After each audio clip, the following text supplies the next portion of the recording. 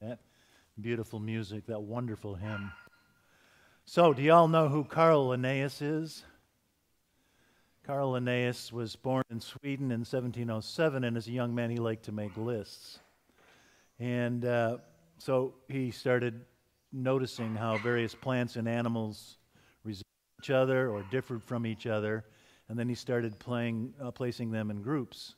And these groups became what we know as phyla and genera and species.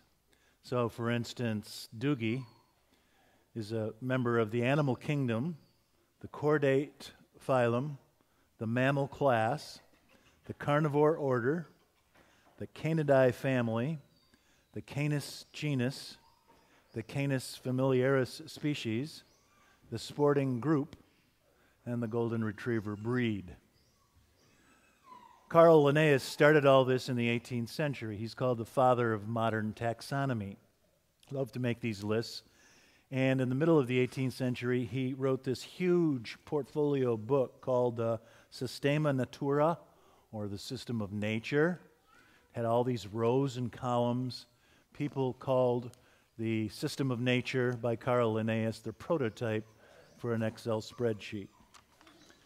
You know where Dr. Linnaeus got this idea, though, right? Got it straight out of the Bible. According to the book of Genesis, God created all the animals and paraded them past the first man and said, "You name them, and whatever you call them, that will be its name."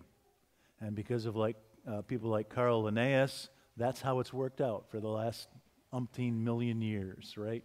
We name the animals, and that's how they're called. And God parades these various animals across the man's observation, wondering what the man will call them, and God just delights in the joy that happens when the man names the first animal. So God presents this first animal to Adam, and Adam says, "Hedgehog." Or Adam says, "Wolverine." Or Adam says, "Horned frog." Or Adam says, "Bulldog." And God takes great joy in that delight. According to the Bible, the oldest profession for humanity is taxonomist. My speech professor at Princeton Seminary says, think of God's joy in handing over the creature to the human and wondering what he'll call them. And I love this story from Genesis 2 because it shows God's great love for us. You know the reason why God created all the animals for humankind, right? It's because we were lonely. And God knows that's not good for us. God says it's not good for the man to be alone. God hates loneliness. And so God gives us all of these creatures for our companionship, including our pets. And the naming is crucial to this story in Genesis 2. We take such great delight in naming our pets. My speech professor at Princeton says, there's great respect and honor and love when we choose the names for our pets and for our children, even the silly ones. My speech professor's dog is called Banana.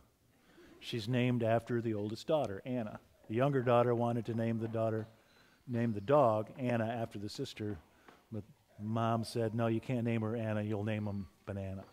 So there's this great love and delight, and so Squire and I are going to sit here on the front steps, and you're going to bring us your loved ones, and you're going to tell us your names. Some of those names I should know, Squire should know. Maybe we don't. Just tell us the names. We just love to hear you say the names of your children.